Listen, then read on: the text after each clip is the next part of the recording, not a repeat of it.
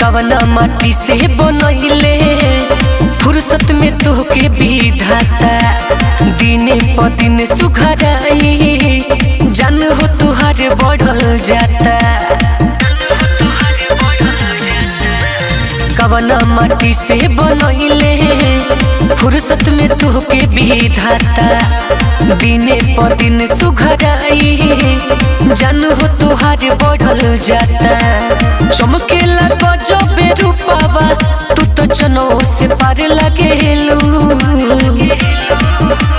पहिले से बेसी जान मारे लगेलू, शादी भइलो प जान कुंवर लगेलू। पहिले से बेसी जान मारे लगेलू, शादी भइलो प जान कुंवर लगेलू।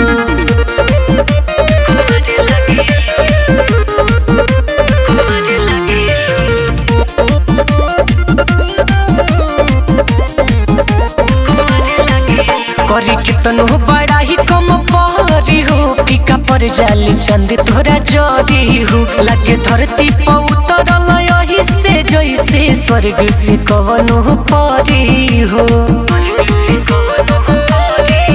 करी कितनो बड़ा ही कम परी हो, फीका पर जाली चंद तोरा जरी हो। लगे धरती पर उतरल यही से जैसे स्वर्ग से कवनो परी हो। छुआते लगेला करेंट तू तो बिजली के तार लगेलू,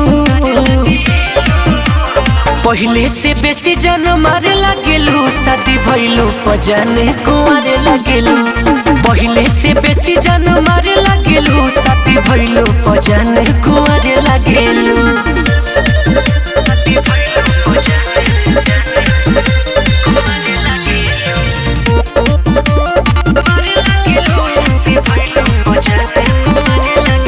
जब अखिया में करेलू काजरा हो, बिना मौसम के घेरेला बादरा हो। राइटर मन्नी दरदी दीप से दीवा करके देखी के बनेला जातारा हो।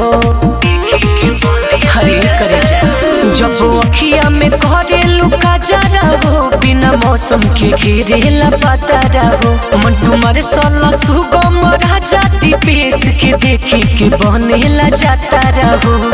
कली से तुलना का करी तू तो पूरा बाहर लगेलू, पहिले से बेसी जान मार लगेलू, शादी भइलो प जान कुंवर लगेलू। पहिले से बेसी जान मार लगेलू, शादी भइलो प जान कुंवर लगेलू। कवना माटी से बनैले फुर्सत में तोहके विधाता, दिने प दिन सुघराई जान हो तुहार बढ़ल जाता। चमकेला गजबे रूपावा तू तो चनो से पार लगेलू, पहिले से बेसी जान मारे लगेलू, शादी भइलो प जान कुंवर लगेलू। पहिले से बेसी जान मारे लगेलू, शादी भइलो प जान कुंवर लगेलू।